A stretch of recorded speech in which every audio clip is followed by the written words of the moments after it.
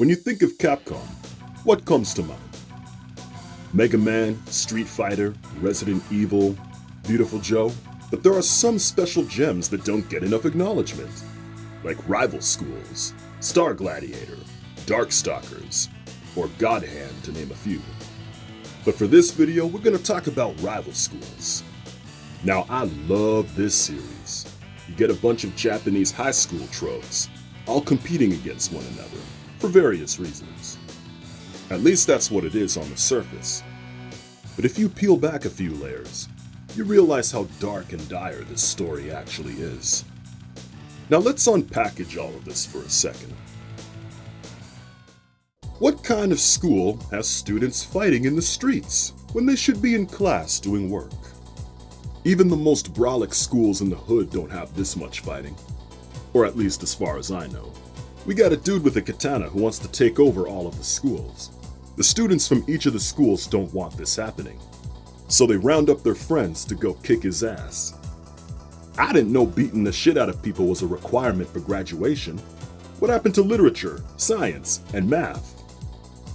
Jokes aside, these characters are very unique. You got the hothead Batsu, you got Kyosuke who's quiet and mysterious, you got the spunky and youthful Hinata, and a bunch of sports fanatics. The list goes on, but all these characters are wonderful, and I love all of them. Now in regards to the story, it may look like your typical fighting game, but if you peel back a few layers, you'll realize how dark some of the plot points are. Let's start with our first antagonist, Hyo Imawanu. He tries to brainwash the staff members, something we catch a glimpse of during the arcade opening. Two of the victims that get brainwashed is Hideo and Kyoko, two of the staff members from the Justice High School, also referred to as the Super Elite School. Now this brainwashing caused them both to act violently. Could you imagine two staff members at your school going wild like this? You're supposed to depend on them, and they're beating the shit out of you. Well, that's quite unsettling. I'm not talking something simple like you would see in a Saturday morning cartoon. I'm talking like Orochi from King of Fighters level crazy. That's like a horror movie. We see this concept revisited in the game's sequel, Project Justice, where Batsu and the gang have to fight Daigo at the Goron Dome. A lot of the dark points within the series are within Project Justice. Let me introduce you to this guy, Kuro, or Kurao, however you want to pronounce his name. This guy wants to create an army and wreak havoc among the schools. He disguises himself as Batsu and commits crimes to get people to turn against him. First of all, look how freaky those nails are. It's almost like Jedha from the Darkstalkers series. Speaking of manipulation tactics, let's talk about this character for a second. Momo. On the surface, it's easy to assume that she's just a cute face, right? Well, check this out. She's working for the main antagonist. But why? Why would Crow corrupt the mind of a child to do his dirty work? But you want to know something really messed up that Kuro does? He tries to kill Hinata while disguised as Batsu. Well, damn. With all this madness going on, where's everybody's parents?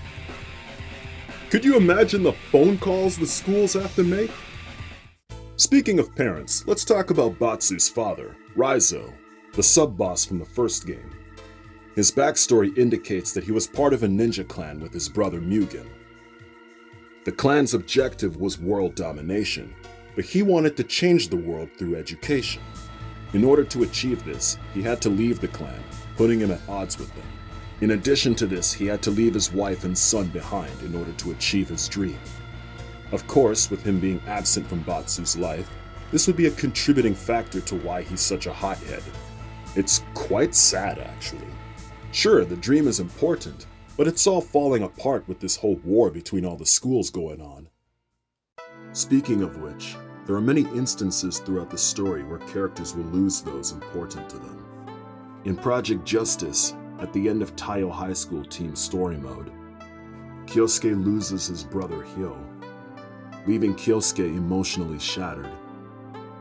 His two friends Batsu and Hinata are left concerned about him. This part of the story has been left on a cliffhanger. A similar instance happens during the bad ending for the Gido High School team. Akira's brother Daigo is killed during the battle against Kuro. Thankfully, this ending is non-canon. In the canonical events, Daigo is alive and well. He peacefully departs on his own, leaving both Edge and Gon as leaders of the team.